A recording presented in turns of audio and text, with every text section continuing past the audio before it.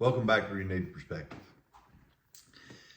So, after my discovery of the hidden message in the story in the genealogies in Genesis chapter 5, um, I was so blown away and excited. And I decided I'm going to have to go back and learn the Hebrew language.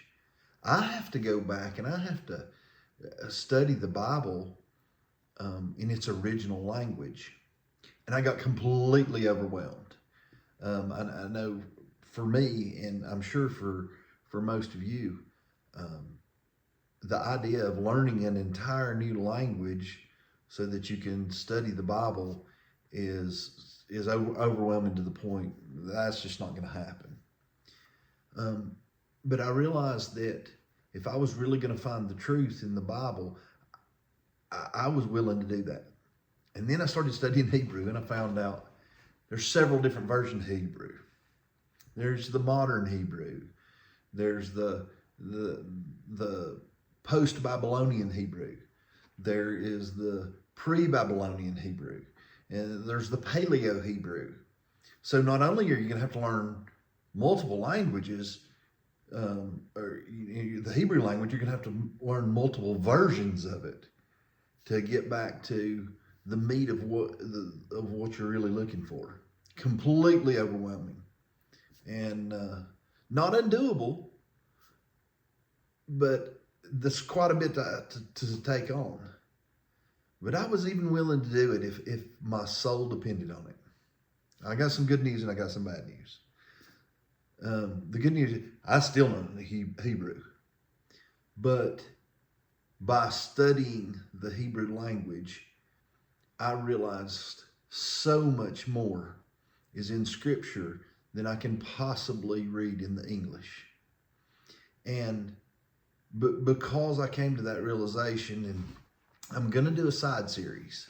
Now, my object of the side series is not to teach you Hebrew, but what it is a series where I'm going to go through the Hebrew alphabet, and I'm going to teach you about every letter, because the Hebrew alphabet, the Hebrew language is constructed in a way that we're not familiar with in the English-speaking world. We have a completely phonetic language where we call a dog because the sound dog means a little furry thing with 4 legs. And we recognize that. But the Hebrew is constructed differently. Each letter in the Hebrew has a complex meaning behind it. And those complex meanings are put together to tell the essence of in describing the overall word.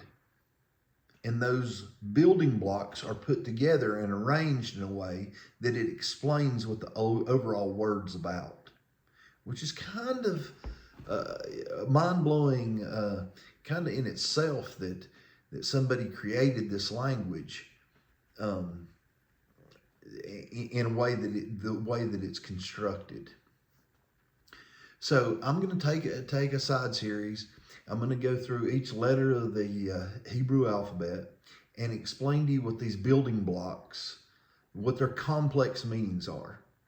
And how this will help you is later on you'll be able to reference back to these, and you'll be able to study on your own. And you'll be able to come to conclusions, and you'll see more what I'm talking about when I get on with my next video of how these complex building blocks create words, and there's messages inside the messages. So don't get overwhelmed with this. I know this will bore some people, and if that's you, that's fine. Just go on to the next video.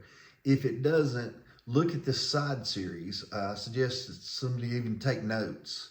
If you're going to watch these, take notes on each letter, and then you'll have like I said, what I'm trying to do is pave the road for you. You'll have what you need in order to go back and do research on your own in the original language.